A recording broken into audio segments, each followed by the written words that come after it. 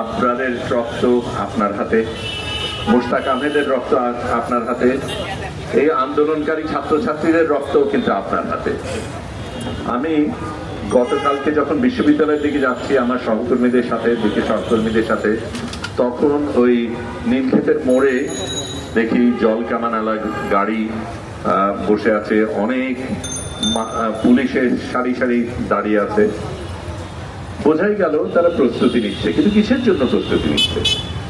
জনগণকে রক্ষা করার জন্য, ছাত্রছাত্রীদের রক্ষা করার জন্য নিশ্চয়ই তারা করেনি। কারণ আমি তো ওখান থেকে হাঁটতে হাঁটতে মেডিকেল কলেজের এমার্জেন্সি পর্যন্ত যাই, পথে রক্তের ছাপ দেখি, পথে ভাঙা চোরা যা যা হয়েছে, লোকজনের আর্তনাদ শুনি, কি হয়েছে সেটা দেখি।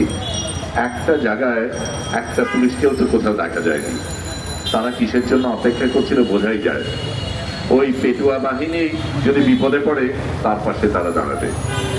কিন্তু আমি তাদের মনে করিয়ে দিতে চাই যে এখন যেই পরিস্থিতি আছে, কিছুদিন আগে বেনাজির তার শ্বশুর তার আত্মীয় স্বজন নিয়ে, সম্পত্তি নিয়ে চলে গেছেন ঠিকই, আপনাদের জন্য সেই ব্যবস্থা করা হবে না।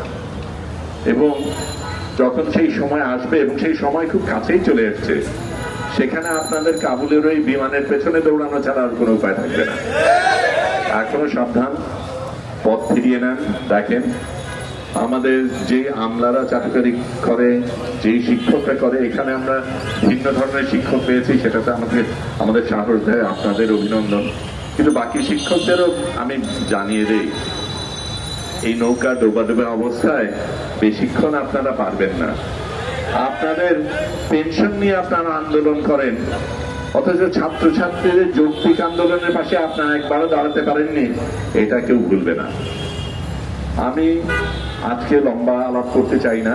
আপনারা শুনেছেন এই রাজাকার শব্দ নিয়ে অনেক আলাপ চলছে, কিন্তু সত্যিকার অর্থে মুক্তিযুদ্ধ শব্দটাকে পচন ধরিয়েছে তো এই সরকার।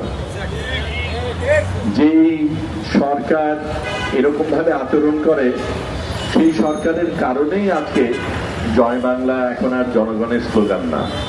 এবং সত্যিকার অর্থে আজকে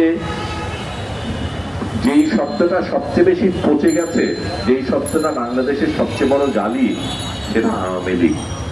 আওয়ামী লীগ এখন সবচেয়ে বড় গালি বাংলাদেশে। সেই জায়গায় আপনারা আমাদের নিয়ে এসছেন।